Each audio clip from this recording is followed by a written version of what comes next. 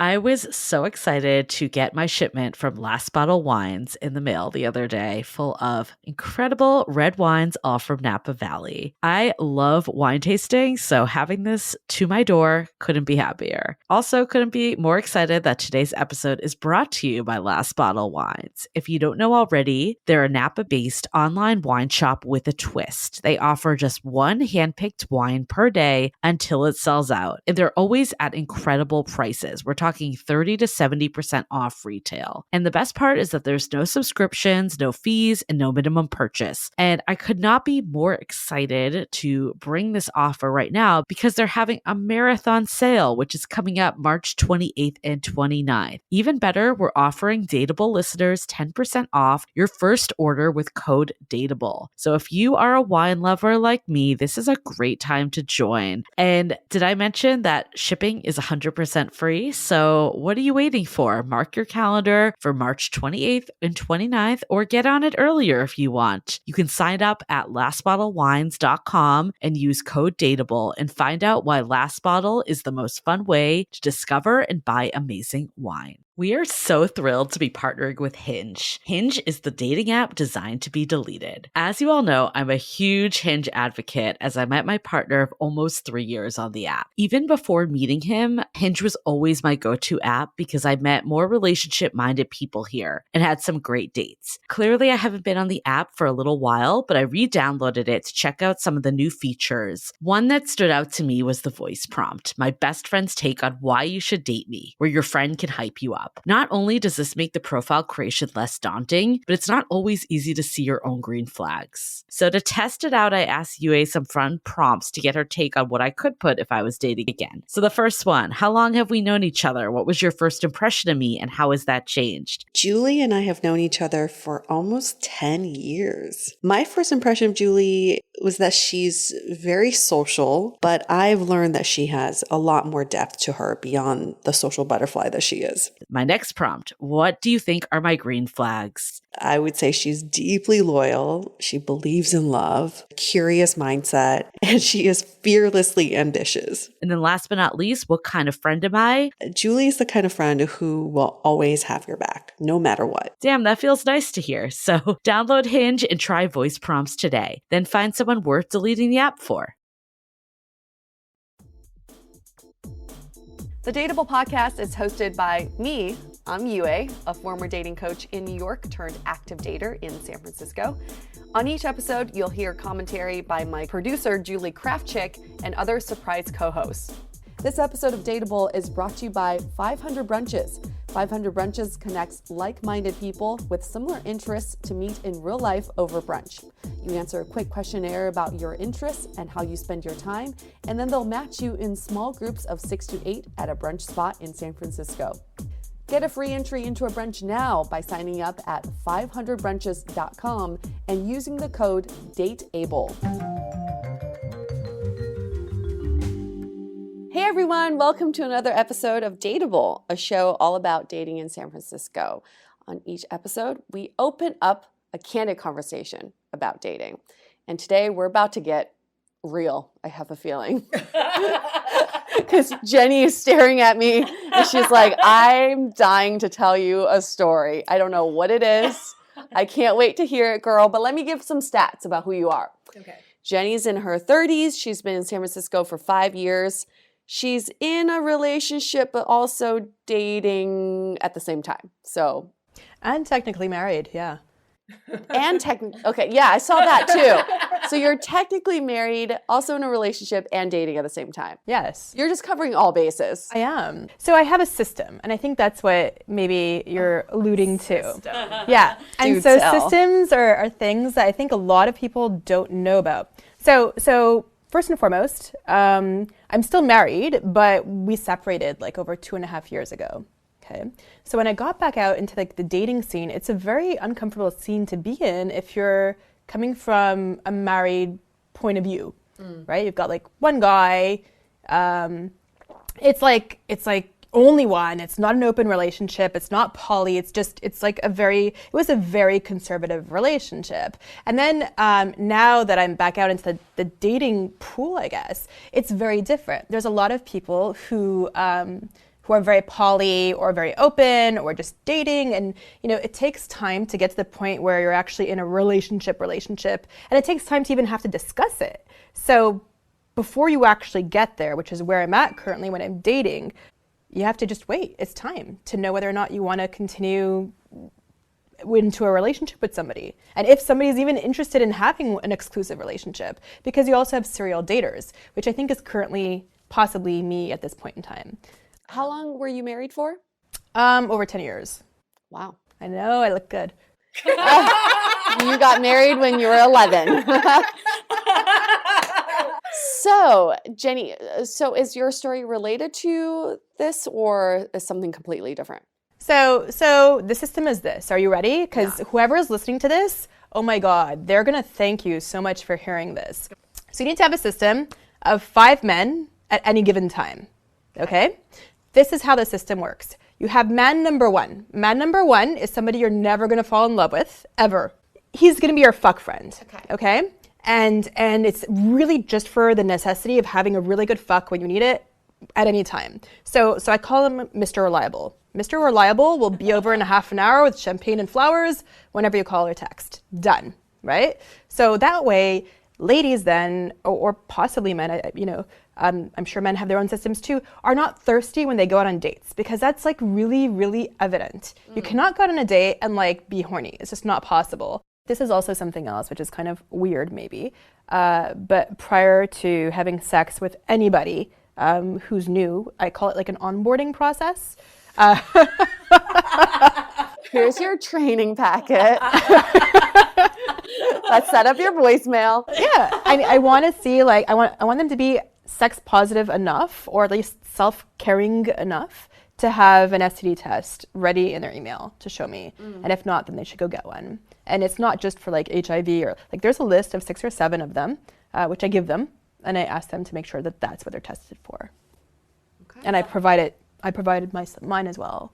Man number 2 is a guy who has everything kind of in the right place. You look at the profile, it looks good. He's got a stable job. He's really good in bed. He's good looking. He treats you well, but something's off and he's not quite got his shit together in some realm, and you're kind of waiting it out to see how it goes. Could also be somebody that you've dated only for a short amount of time, and you're waiting to see what the next step is. In the meantime, you have to fall back on Mr. Reliable, because you cannot be needy on Mr. number 2, who's Mr. Questionable. He's Mr. Questionable. So you've got Mr. Reliable, Mr. Questionable, but he's in the running, but he's also the most susceptible to get chopped off, and I'll explain why in a minute. That gesture really scared me. Not that kind of chopping, but chopped off from the system. And the reason why is because he's not stepping up to saying, yes, I want to be exclusive. He's not stepping up. So he's just kind of staying in limbo, and that's okay, but it's for a short period of time, because there are another 3 men after that. So the 3 other men are usually first-time dates. So you go out on first-time dates, and also, I am really well known for the 5-minute date. Yeah. You're well known for that. Yeah, because, most times, so there's a pre-system, but we'll get there. Let me explain the 3 guys. The 3 guys are usually first-time dates, and they're on a rotation schedule. So usually every 3 weeks, if not one of those 3 guys has impressed you to want to go into a second date, then you have a whole slew of new 3 guys the following week. So let's say one of those 3 guys is somebody that kind of piques your interest and is you want to see him again. The following week, you have the rotation schedule of new first dates of only 2 guys, and you repeat one of the 3rd. Okay. And you could continue on until that guy steps up and knocks off number 2. It's like Game of Thrones of dating. Oh my God, right? It is. It is. Okay. And who dies? So that's the system to meet the maximum amount of guys, to not be thirsty and still present yourself in a very ladylike way in dates. And at the same time, figure out who's going to be, somebody you might want to spend some more time with. Do you have all 5 bases filled? No, I stepped down from my rotational. I'm taking a small break because I'm just really busy professionally. Well, it's like a job in itself. That is. Describes. So it's not. It's not because of the pre-date. So after you meet somebody, most people are currently meeting online. And it's great if they can meet in person, but let's say most people now anyways are meeting online. First things first, after the profile looks great, I want to talk to them in person. Or like on the phone at least, because often their voices are very strange, and I find it sometimes off-putting if like a dude sounds like really high-pitched or something. I don't probably want to meet him. If the guy sounds great and continues being super charming, like on a phone conversation, I'll meet with him. So if they're going to give me the option to choose what I'm going to do, I'm going to always choose coffee because it's non-committal. And I'm going to choose it right next to my house, although he doesn't know where my house is. If I go and I don't feel anything, I usually know within the first minute or two even. I can judge really quickly. I can know right away whether or not there's going to be chemistry or not, or if I want to pursue anything. Especially with my system, I have places to go and people to see. So, I mean, within the first 5 minutes, if I know, like, if I see already that this is not going to be somebody for me, I feel a little guilty. So I take money out and I put it on the table to cover my coffee and his, and I say thank you, but it's not going to work out for me. And I get up and I leave. Oh, drive-by dating. Yeah. How does a guy usually react when you leave a date within 5 minutes? It depends, but this is actually a very good test. If they're mature, they're like, oh, okay, well, thanks for covering my coffee. Like, I actually think that's quite nice. And it might make me even think twice, maybe. But if the guy's going to pull a tantrum, then it's great, because I really don't want to be involved with a guy like that, because it means that they're really immature. And if something as small as that miniature rejection is going to affect them so badly, what's going to happen with bigger issues? This is just my current system. I mean, I have a guy who I think is really, really good. We'll see if he steps up. He's my number 2. But he's very susceptible to being chopped off. Why? Because he's not stepping up fast enough yet. We'll see where he goes. How did you come up with the system? When I was going out with just regular guys and I didn't have any system, I got hurt quite a bit, and like I would go with like one guy and be like, oh my God, he's beautiful, or it was like all like head over heels, because it was the first time I was with a guy who was like, in a while, because I was married, and then I took some time off before I decided to date. And doing that like repetitively, because like the guy would be like busy with other girls, I couldn't. So I come from a culture where you don't actually date multiple people at once. You date one person for a little bit, and then if it doesn't work out, you dump them and you go on to somebody else. It feels hurtful if the guy's out dating so many other people. Like, you have to be on the same page. And so that's why I decided to come up with a system, because I figured, oh, well, okay, if these dudes are all going to be dating other people, well, then maybe I should too, so I'm not like so hooked on one. Do you ever feel like because of the system you don't give someone a full chance? Like, I guess that's the downside of serial dating. Well, I mean, it's the same thing for online dating. When you swipe left, you don't give someone a chance. So it's the same thing. I think I want to go dive deeper into each guy's role in your life. Ooh, oh boy. Okay. Good thing I don't have a date tonight. Or you could just invite him here. No. Mr. Reliable, how does he introduce you? Most of his friends know me, even if we haven't met before. So like he introduces me, Jenny Craig, for example, and oh, I know you too. So they kind of know of me already. So it's not like he has to say this is like my girlfriend or my friend or whatever. It just says this is Jenny. And what about your friends? Do they know about your relationship with him? They know I have a system, absolutely. And do they know that he's Mr. Reliable? Absolutely. You can answer this or not, because you have a child, right? I do, which is also why I will never have Mr. Reliable as he's almost as mature as my child. I will never introduce, this is really important for any women who are going to be dating who have kids. Well, I guess it's personal, but I will never introduce anybody to my kid at all until I'm sure that this guy went from number 2 to, I guess, a mixture of number 2 and number 1, right? Like, yeah, like I want him to be like, you know, the man that I think that I could actually pursue a future with. So what happens when you get in a relationship? It's happened once before. Okay. Where I broke up with him because I wanted to pursue an exclusive relationship, which worked out really well. And that was excellent for me. You like taking charge? Yeah, I do. But I also like it when the guy can take charge too. So yeah, it's a give and take. You know what's interesting about you is that you like taking charge, but you also, like you just said, appreciate a guy who takes charge. But I think that's what creates a little bit of confusion for men, is that you give off this air that you are, you know, like the dominant personality. And so when a guy asks you out, they may think, well, if she takes charge, she has her own ways of doing things. So I'm just going to let her deal with that. So I don't want a guy like that. I don't at all. Who's actually very similar to Mr. Reliable, by the way. Like, lets me always take in charge, which is okay. I do like to take charge, and I do have all these systems in place and whatnot.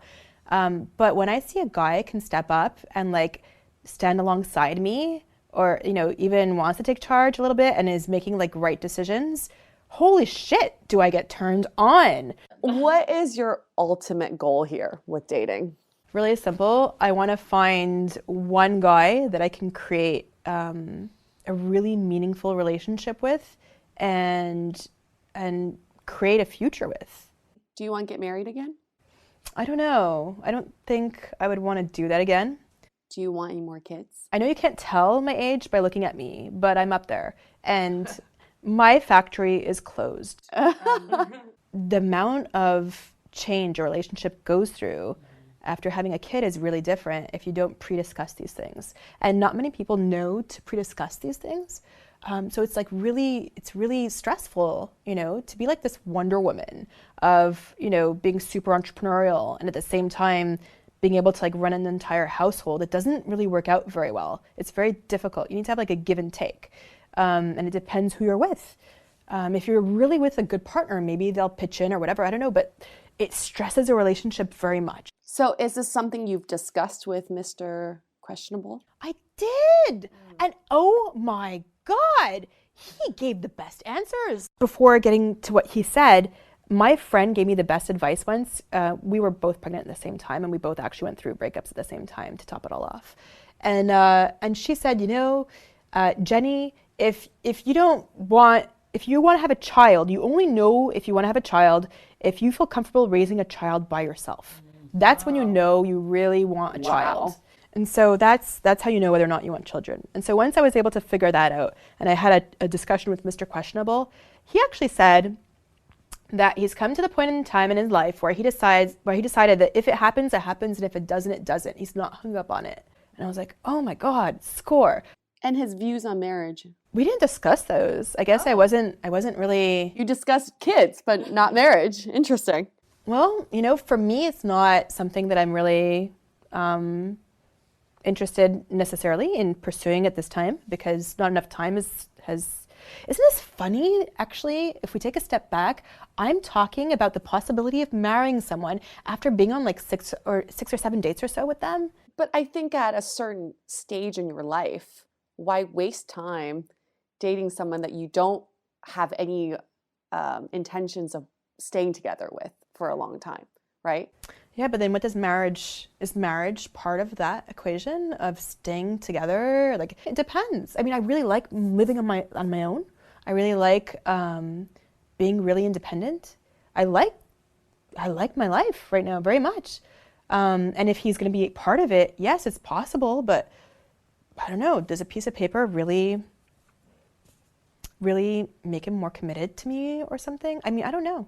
So I want to bring this full circle before I do my takeaways, is that in the beginning of our conversation, you said, I'm sort of in a thing, but it's undefined.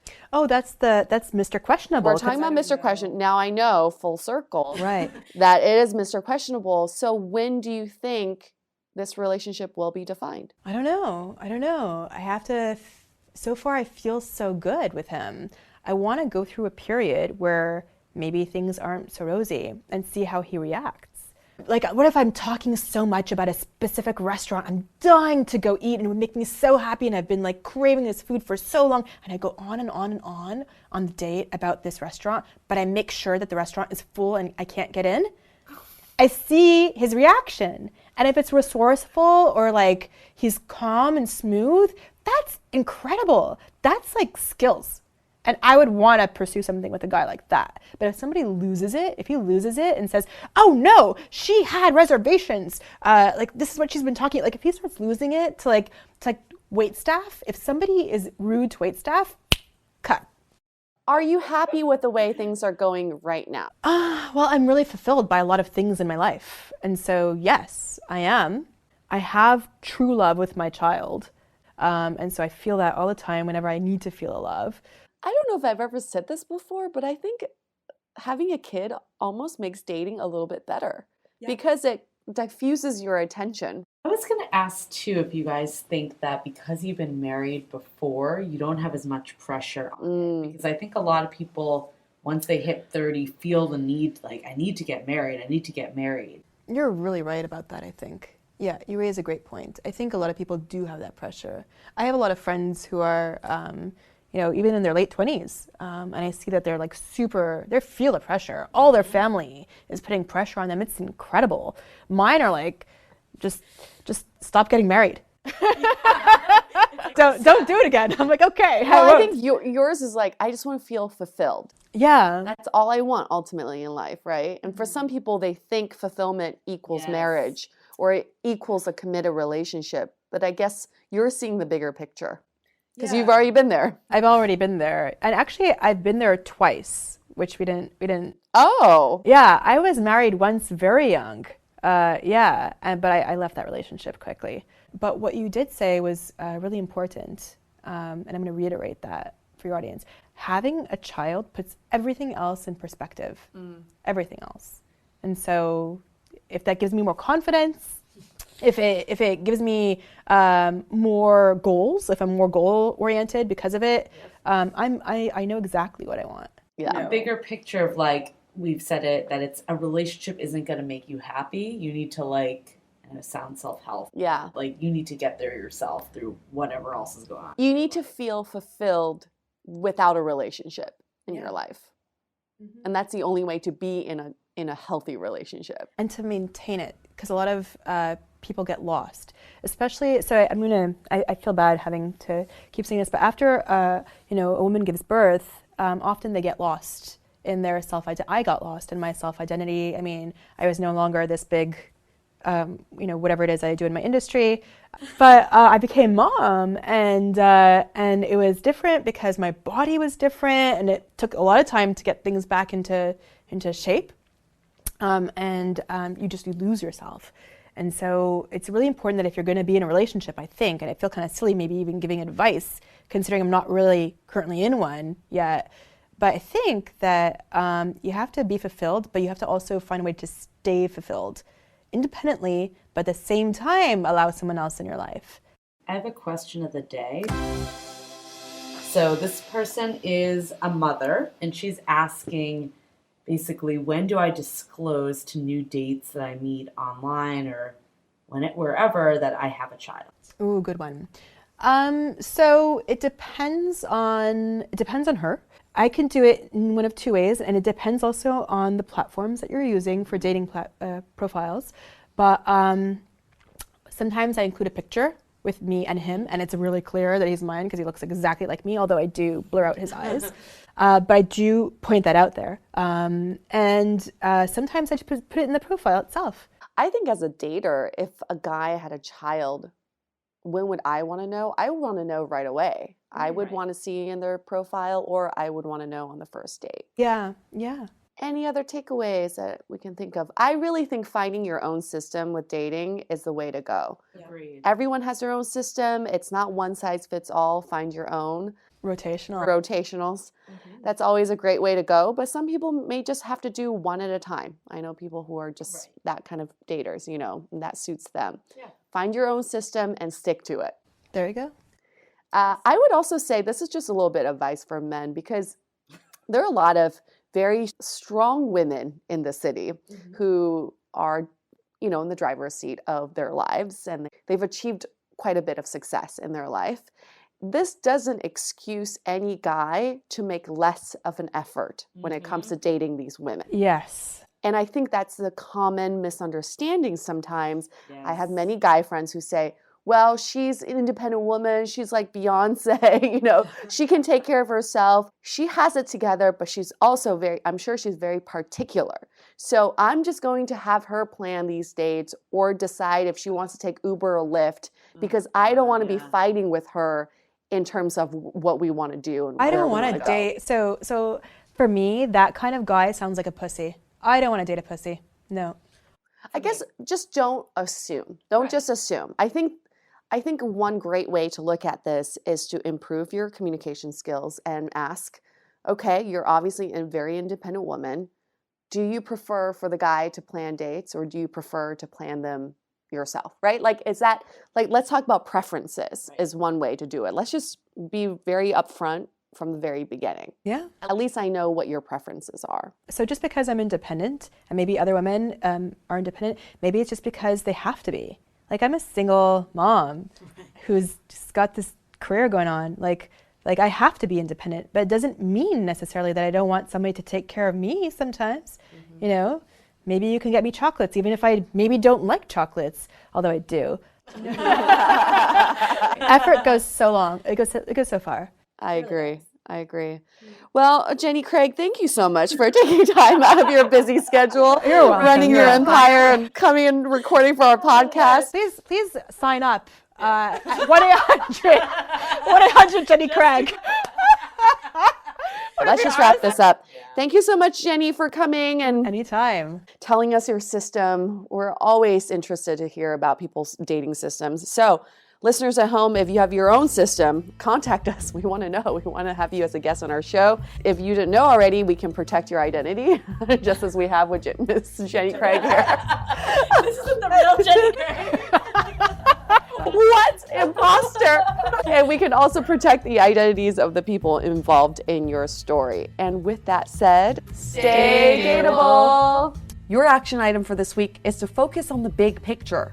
With dating, it's really easy to get caught up in the game playing, winning someone's affections, or how to maximize your results on dating apps. But ask yourself this: what is it that motivates you to date? What are you ultimately looking for? And aside from dating, what makes you feel fulfilled? The fact is, dating is a part of life, and all the other factors in your life will affect it. So when you have a better idea of the big picture, you'll see how these factors in your life work together, and the better you'll understand what ultimately drives you. If you're feeling a little fatigued by dating, or if it's literally your full-time job, maybe it's time to step back, look at the complete picture, and hopefully that'll put things in perspective. The most efficient way to meet new people is a combination of online and offline. 500 Brunches has your offline covered. Connect over brunch with new friends. Come alone or bring a buddy. There is always a table full of friendly faces, mimosas, and eggs Benedict. Sign up at 500brunches.com and use the code DATEABLE for a free entry. To connect with us, visit dateablepodcast.com. You can also find us on Facebook, Twitter, and Instagram, all under Dateable Podcast.